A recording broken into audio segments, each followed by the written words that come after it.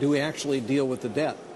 And one would hope that we not only not default, that would be a catastrophe for this country. We'd see a spike in interest rates, markets would crater, we'd be in very deep economic trouble. But, you know, we also have a debt threat hanging over the country. We're borrowing 40 cents of every dollar that we spend. One would hope that we would actually, in conjunction with extending the debt, deal with the threat of the debt itself. You've raised some questions about this alternative being talked about, the McConnell plan, Senator McConnell's proposal to allow the president to increase the debt ceiling. But with that, some are talking about adding some spending cuts, perhaps $1.5 trillion, creating yet another deficit commission to deal with the long-term issue. This isn't satisfactory to you. It's been mainly Republicans criticizing it, but you've been critical as well.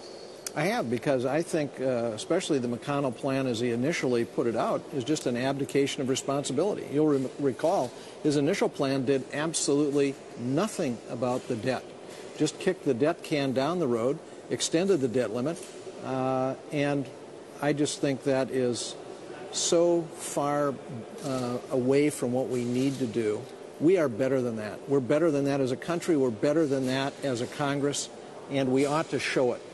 $1.5 trillion in spending cuts and a deficit commission, does that make it any more attractive to you? Yeah, is it something you can support? It makes it better, but it doesn't solve the problem. Every bipartisan commission that's met, as you know, Peter, has found that you have to have debt reduction of about $4 trillion over 10 years to change the trajectory that we're on.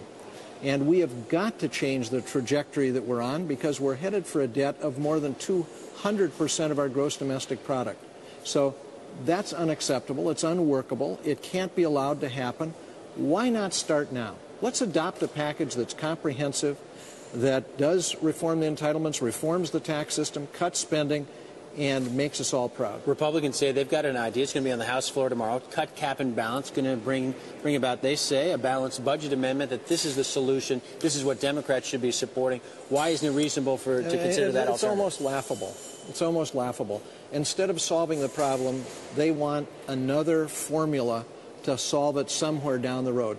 Constitutional amendment would take years to get in place. Why not actually make the spending and revenue decisions that are necessary to balance the budget instead of asking somebody else to do it? Have Republicans outgunned you guys, outnegotiated you all on this? At the end of the day, they're going to get spending cuts that they want and a debt ceiling increase the president is going to be on the president's back.